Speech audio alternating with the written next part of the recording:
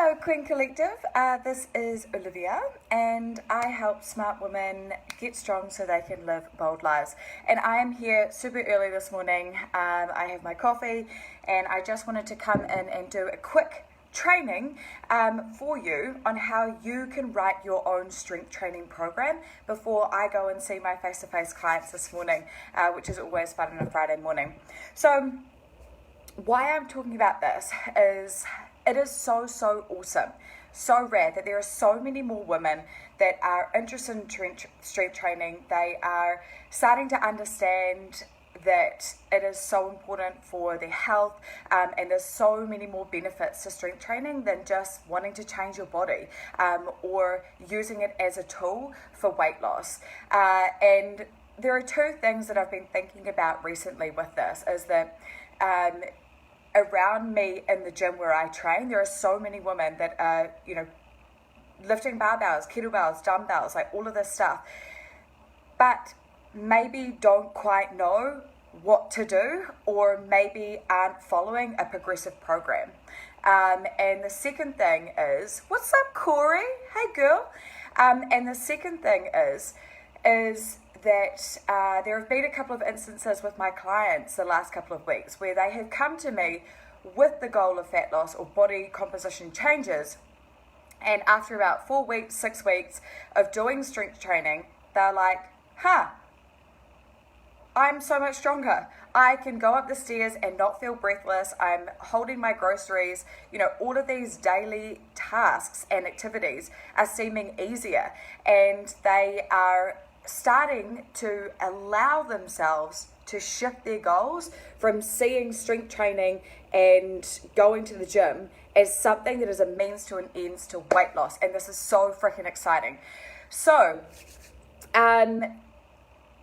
today I am going to talk to you about how we need to have a plan with strength training and how you can construct this for yourself. So it is super important that you, if you are doing strength training, new to strength training, if you're a seasoned lifter, you've been lifting for a while, that you do have intention and purpose when you go to the gym, so that you aren't wasting time and wasting energy fluffing around, like figuring out what to do, pulling random workouts off Pinterest or Instagram or whatever, and then actually spending more time than necessary at the gym trying to figure out what weights to use, what exercises to do, and so on. So when you have a plan, it's going to save you energy, it's going to save you time as well, and you're going to progress. Whereas if you're doing random kind of things, higgledy-piggledy every time you go in, you're probably not going to be progressing, or you'll plateau. So doing random stuff doesn't, even if you are going consistently, it doesn't mean that you're necessarily going to get what you want. So I'm here to tell you that it doesn't need to be complicated. Strength training doesn't need to be complicated. In fact, it's very simple. And today I'm going to share with you the way that I sort of program for my clients. Now, granted, everybody is different. And with my face-to-face clients and my remote training clients, everything is individualized because everyone has different backgrounds, different goals, different bodies, different training ages, as in how long they've been training for, different interests, different schedules, everything's different. But I'm going to give you this framework that might get you sort of thinking about how you can do this for yourself, and then you can always reach out to me and ask more questions, because getting women strong is what I am about. I love it. So starting off with how I will start. So with my clients, I program I have a big macro plan. So it's usually like a year-long plan. And within that, there are mesocycles and then microcycles. So those mesocycles might be 3 months at a time, and then within that I do 4-week training blocks. So again, this is really different, but that's just kind of like the general skeleton that I will use. So when you're programming for yourself, the first thing that you need to think about is how much time can you dedicate to your training, or how much time do you want to dedicate to your training. And of course this will dictate how fast you get to your results and things like that, and what is important to you, what your schedule's like, where your priorities lie, and what is sort of available to you. So let's say, for example, you decide that you're going to do 3 days of training a week. Awesome. So how you can manage that is you could do a full body day, so that's a upper and lower body day. You could do a lower body day and then an upper body day, or you could do 3 full body days, which is what I recommend for novice lifters or women that are sort of just getting into it. You could do an upper and a lower and then maybe a conditioning sort of day. So there's lots of different things you can do. And then say if you were going to do 4 days a week of strength training, you could do 2 full body days, a lower body day, and an upper body day. You could do 2 lower body days and 2 upper body days. You could do a full body day, a lower, an upper, and then a conditioning day. So really, it is kind of endless, and it's up to you, again, what your goals are, what you want to achieve, and how much you want to commit to this. Now, this is not taking cardiovascular training into the mix here. But cardiovascular training, and what I mean by that is, maybe going on the elliptical or going for a run or, doing some rowing or whatever for like steady state cardio for maybe 30 minutes, 45 minutes or whatever. This needs to be periodized as well. If you are going into the gym and doing cardio, and you've been doing the same thing, maybe the same time, maybe the same kind of intensity for a long time, and you sort of do that 3 times a week, your body adapts. And the thing is as well, especially with aerobic training like that, your body adapts super, super fast. So it does need to be periodized, just like strength training does. Otherwise, you're going in and you are putting in the work, putting in the effort, but probably not getting the results that you want from that. So I'm going to park the cardio thing for now, but if you guys have questions around that, then please comment below or comment here. Okay, so we've figured out how many times a week you want to do this. And for this whole thing, we're just going to use 3 days a week as an example. I think that for many women, where they just want to feel good, look good, 3 days a week of strength training is pretty awesome. And then within that, having some steady state cardiovascular training and some maybe high intensity intervals, depending on where your training age is at and what you're capable of, is a pretty good sort of mix. So what we need to do from there is figure out your movement patterns for those 3 days of training. Now, we need to move away from thinking about what exercises you need to do for your training and thinking about movement patterns instead. So what I mean by this is we have main movement patterns when it comes to exercises.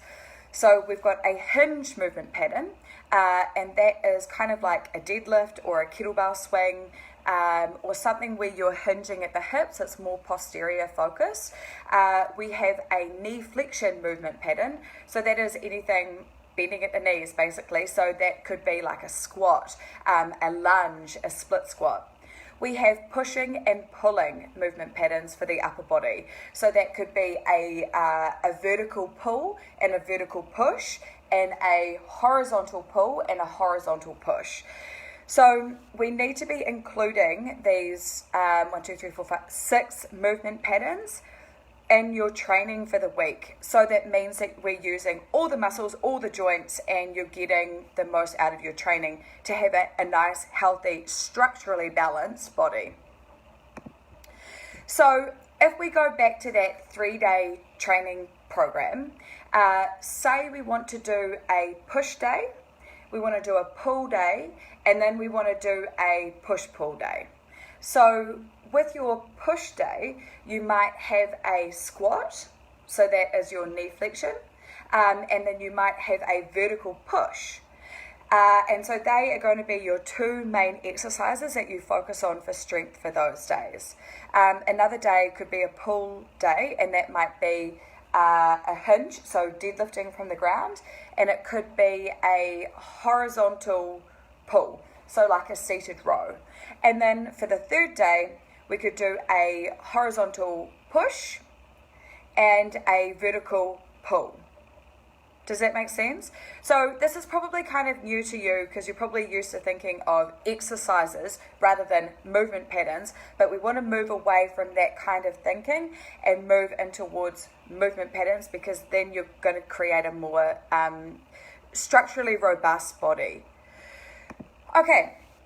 So from there, we're then going to think about the order in which we'll talk about exercise selection soon, but we're going to talk about the order in which you construct your workout.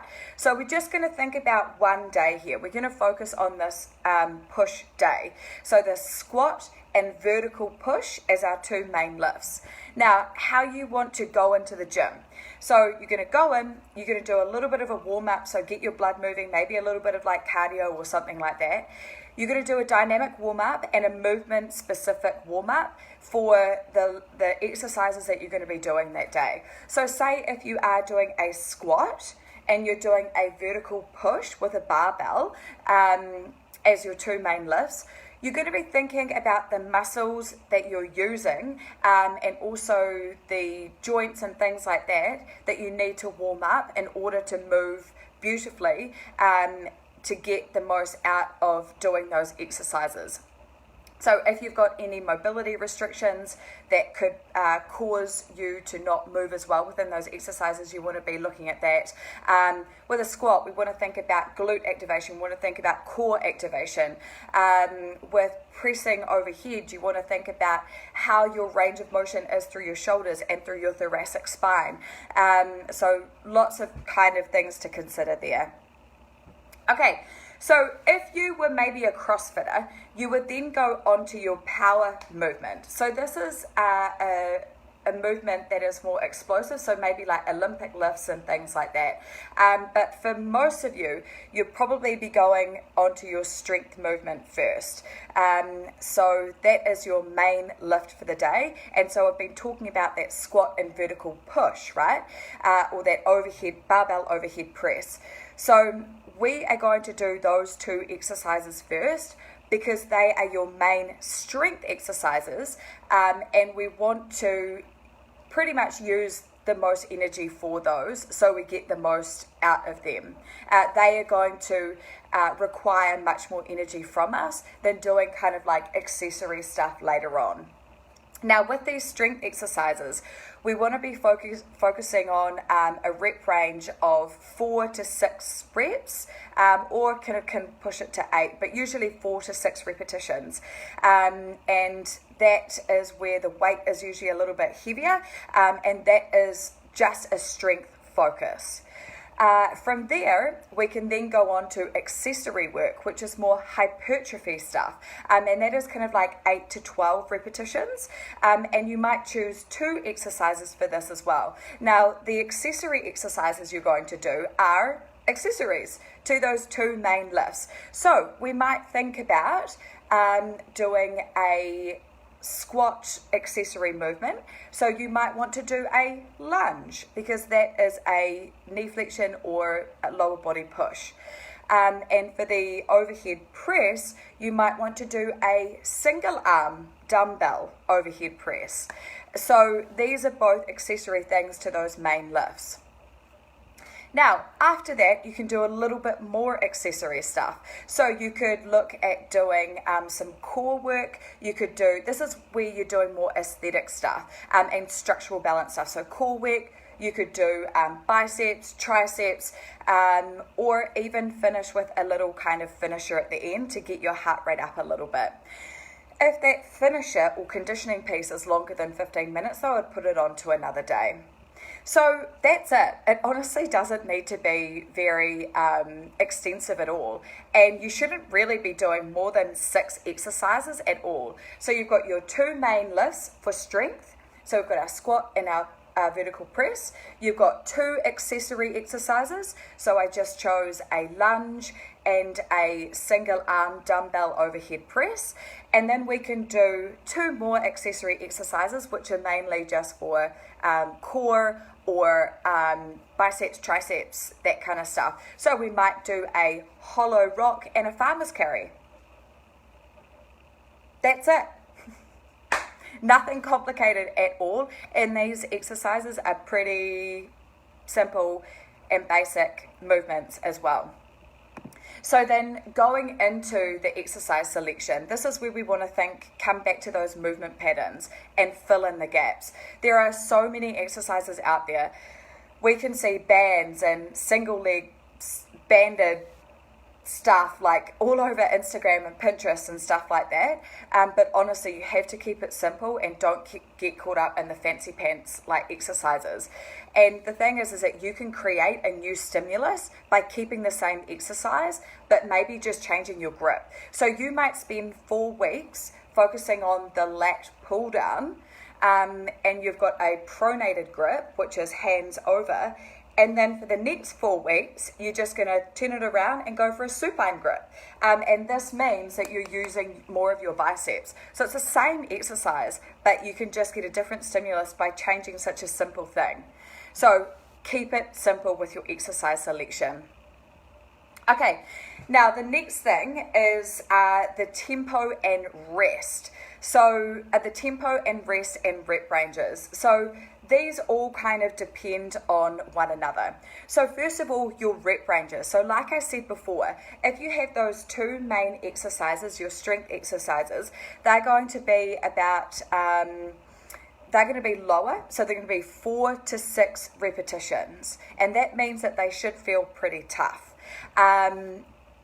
Your accessory exercises, so the next 2 exercises there, which you can actually superset, they will be around 10 to 12 repetitions.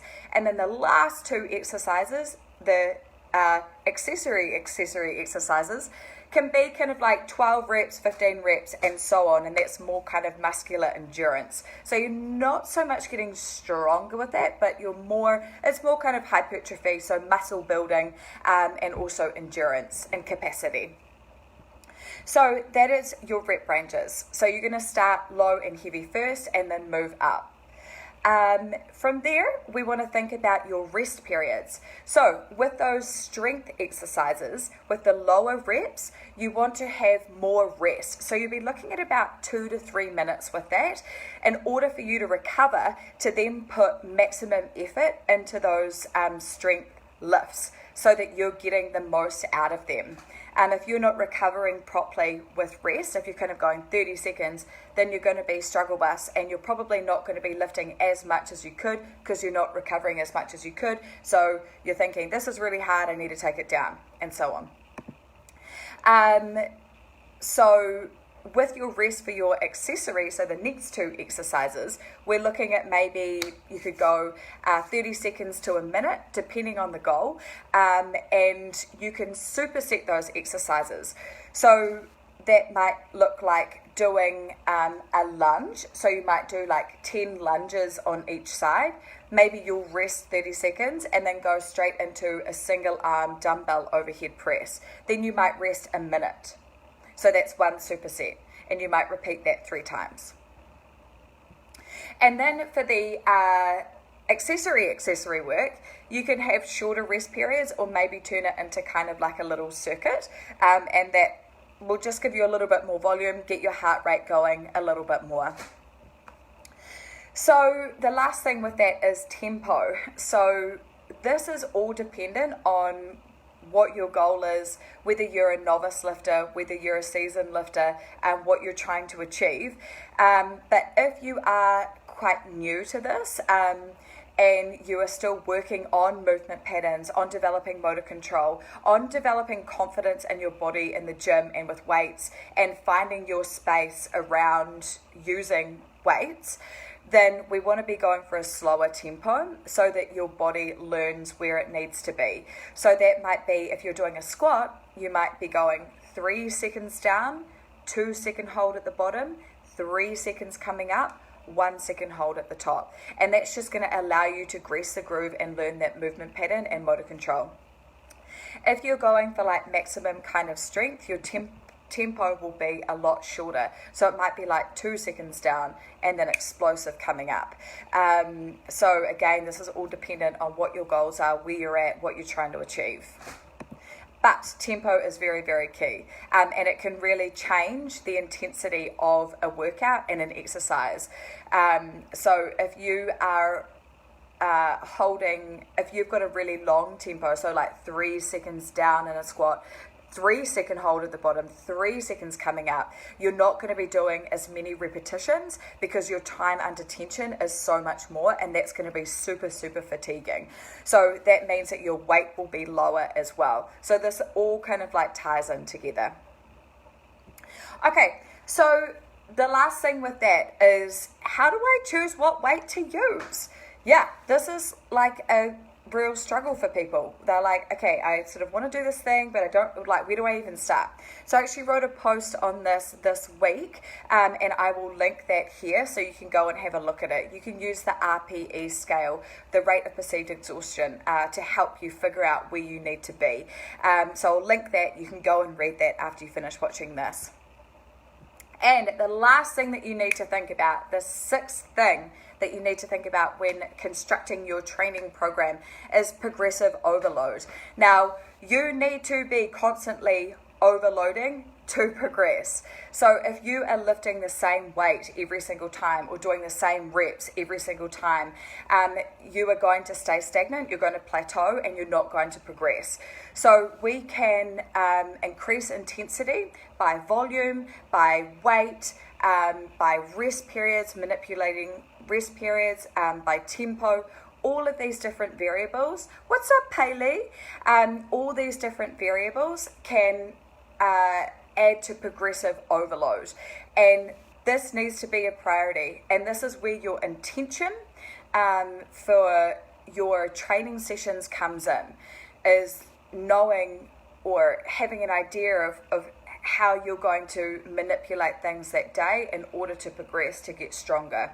And this is where having a plan is crucial. Okay, so this is it really. So in order to get stronger, in order to see changes in your body and to progress, you need to keep it simple. You don't need to do anything more than 6 exercises to see change, to get stronger, and make body composition changes and to improve your health. But intent is everything. And if you follow anything that I do, read anything that I put out there, you know that I'm all about intent. And so this means putting your phone away when you go to the gym, going in there, going in with purpose, having a plan, and executing, and not fluffing around. You're going to save yourself time and energy, and you're actually going to get somewhere with it. So I promise you that when you start to focus on strength training rather than just having a body composition goal, the body composition goal will come as the outcome of you focusing on the process of getting strong in the gym and having intention in there. Strength training is life. It really, really is. And the amount of women whose lives I've seen have been transformed from strength training is phenomenal. And the aesthetics does come along with it, but you just have to trust in yourself and trust in the process, and maybe trust in something different than what the media is telling you, that you have to be striving for weight loss all the time, that going to the gym is about losing weight, it's about body composition, where it doesn't need to be at all, and in fact it is just a byproduct of you looking after yourself. So if you want to feel like a queen but you're feeling a bit confused with what you're doing in the gym, then please send me a message. This is my jam. Like, this is what I love. I'm a meathead at heart. I love talking lifting. I love talking training. And most of all, I love empowering women to go in there and get after it as well, and having the confidence to do that. And therefore, going out and having the confidence to live full out in your life. Like, strength training just does that for you. It's so legit. So please, if you're confused, send me a message. I'd love to help, or comment here. I'm always available. And I do have 2 coaching spots for my online coaching open at the moment. So if you're interested in that, please send me a message and we can get on the phone and have a chat and see if it would be a good fit. The last thing I want to tell you about is the Boldness Project, which is coming in September. So this is an online program that I've been working on because I can only help so many women face to face and with my individualized coaching online. And I want to help more women find confidence in their bodies and themselves. So I've created this online program, and I'll be kicking it off in September. And it will be starting with a 12-week challenge. Now, this is not a 12-week challenge like you might be thinking. There is no shredding. There is no dieting unless you want to. There is no focus on weight loss at all unless you want to. This is all about your mindset, your body, your training, your nutrition, your lifestyle, like managing your stress, everything.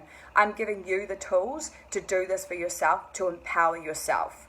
So if you're interested in learning more about this, then please send me a message, and I'll also put a link in here for where you can go onto the wait list for that.